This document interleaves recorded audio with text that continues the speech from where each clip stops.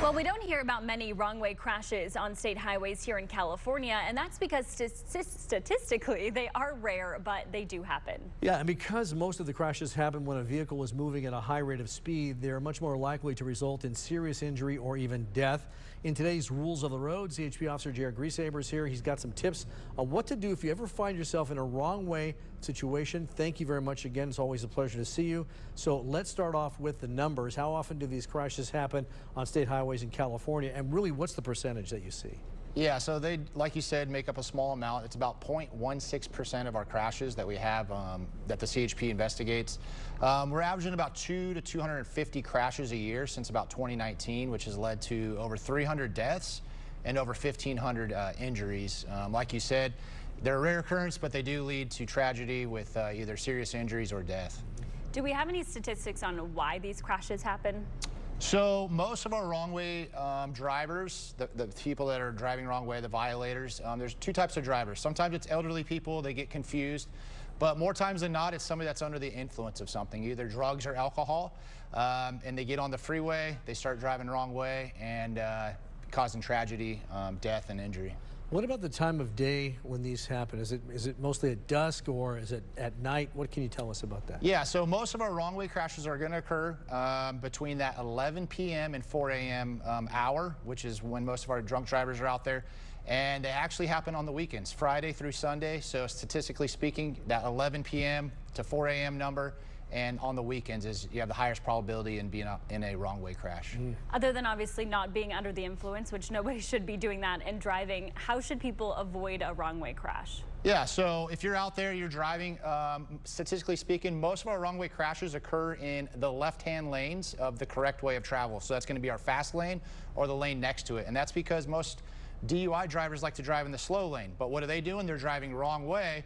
So they get on the freeway, start merging right, thinking they're getting in the slow lane. However, they're now in the fast lane. So I would advise people to stay out of that fast lane, use it as a passing lane, and then get back over to the right. Have that high visual horizon. So scan ahead, prepare for maybe the unknown.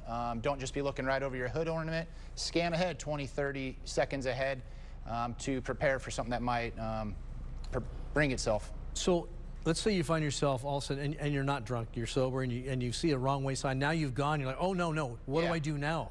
Yeah, so I've actually seen this while I was off duty. An elderly gentleman he took the turn a little bit too quick, started getting on the on-ramp the wrong way. Some people were honking at him. Pull over to the shoulder, so you're out of the traffic lane, so if somebody's not paying attention, you don't get in that crash. And then when it's safe, turn around and get yourself in the right way of the correct way of travel. If you're unable to do that, by all means, call 911. We'll send an officer out there to stop traffic and get you squared away. And what do you guys do? How do you respond to those situations? Yeah, so obviously a wrong-way driver, they can be a life or death situation. So we usually respond emergency lights. We try to get to those incidents quickly. Through my career, working 17, 18 years on this job, I've encountered a few wrong-way drivers, and it's always kind of an eerie feeling, but we respond to them as quickly as we can to stop those drivers. I think part of the issue here also is, like, how do you make yourself seen knowing that maybe you've already gone the wrong way? I mean, do you throw up a towel or a white flag or something? I mean, because people sometimes don't pay attention. They don't see those signals. Yeah, so if you're driving, if you're doing everything right, the correct way, you see that wrong way driver, obviously you want to merge over, get out of their way. Don't try to be the hero by flashing your lights at them or trying to gain their attention. Get out of harm's way. You know, your safety is first. But yeah, I can recall me and my partner, we encountered a wrong way driver. We have those lights, right? We activated those emergency patrol vehicle lights.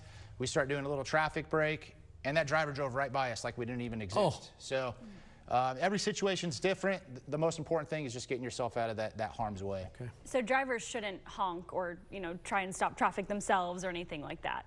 I would advise not to do that. Yeah, you don't want to end up hurting yourself or getting in the middle of it to where it could lead to, your injury or death. All right, Officer Grieshaber, thank you very much. Always great tips and advice for the rules of the road. Thank you. Be very careful out there. Yeah, thanks for being with us today. And you too.